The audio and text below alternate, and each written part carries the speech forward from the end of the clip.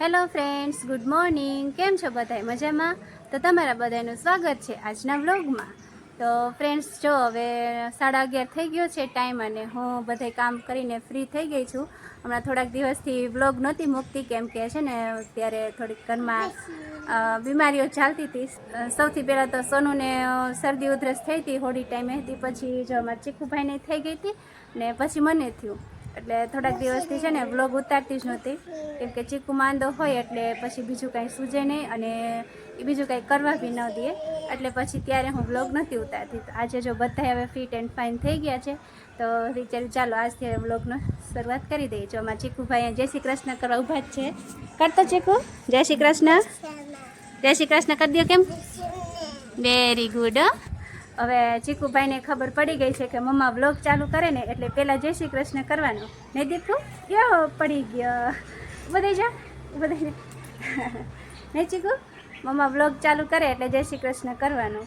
તો ચાલો ફ્રેન્ડ્સ, જોઈએ હવે બધું કામ થઈ ગયું છે. હવે ઝાડવામાં પાણી નાખવાનું છે, એટલે વિચાર્યું વ્લોગ પહેલાં ચાલુ કરી દઉં અને પછી ઝાડવામાં પાણી નાખો. હવે તો ઉનાળો આવી ગયો એટલે ઝાડવાને પાણી પાવું જ પડે આપણને. કેમ દરરોજ પાણીની જરૂર હોય, એમાં ઝાડવાની જરૂર પડે જ ને પાણીની. ચાલો આમાં હે ને તુલસીમાં પાણી રેડી દઉં. તો ઝાડવામાં પાણી નાખી દીધું છે અને ત્યાં જ વાગી ગયા 12, એટલે હું આવી ગઈ છું કિચનમાં રસોઈ કરવા. ટાઈમ થાય એટલે રસોડામાં તો આવી જવું જ પડે. એટલે જો આજે છે ને ચણાનું શાક કરી નાખ્યું હતું ટિફિનમાં સવારે, એટલે અત્યારે શાક તો કંઈ કરવાનું નથી, પણ અહીંયા જો પાલક સુધારીને રાખી લીધું છે. થોડુંક પાલકનું શાક કરીશ મોરું, અને અહીંયા કારેલા સુધારીને રાખી લીધા છે. કારેલાનો છે ને સાઈડમાં કકડાવીને ખાશું, ને આ લોટ બાંધી લીધો છે મેં. તો મેં બધી જ તૈયારી કરી લીધી છે રાંધવાની, અને કારેલા છે ને સુધારી લીધા છે, અને કઠોળના શાક સાથે એમને તો કકડાવીને અને મોરું ખાવાની મજા છે કંઈક અલગ છે. તો ફ્રેન્ડ્સ, આજે તમે મને જણાવજો શું તમે એવી રીતે કારેલા ખાવ છો સાઈડમાં? તો ચાલો હું રાંધી લઉં અને તમે કન્ટિન્યુ રહેજો આજના વ્લોગમાં. તો ફ્રેન્ડ્સ, અત્યારે વાગી ગયા છે બપોરના 4 અને હું સૂઈને ઉઠી ગઈ છું, પણ ચીકુભાઈ હજી સૂતા છે. તો ચાલો આપણે એને જગાડીએ. જુઓ ચીકુભાઈ, ચીકુ ઉઠો ઉઠો ઉઠો, એ ઉઠો ઉઠો, આ બાજુ જુઓ તો. એ આ તો ઉઠી ગયો, પાછો સૂઈ ગયો. ઉઠો ઉઠો ઉઠો ઉઠો, એ ઉઠો ઉઠો, આ બાજુ જુઓ. ઉઠી જાવ હાલો, 4 વાગી ગયા. ઉઠો ઉઠો ઉઠો ઉઠો ઉઠો, હા ઉઠો ઉઠો ઉઠો. હે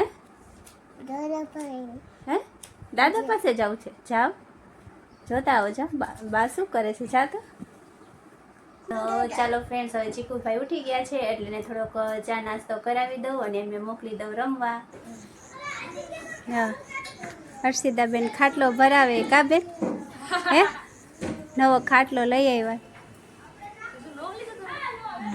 તો અત્યારે ટાઈમ થઈ ગયો છે 10:30, રાતના 10:30 વાગી ગયા છે. અમે જમીને નવરા થઈ ગયા, અને અહીંયા જો આ બે પપ્પા દીકરા શું કરે છે. જો આ બે પપ્પા દીકરા છે ને રમે છે. 10:30 થઈ ગયા તો ચીકુભાઈને નીંદર આવતી નથી. એ ચીકુભાઈ, જો ચીકુનું તો ધ્યાન નથી.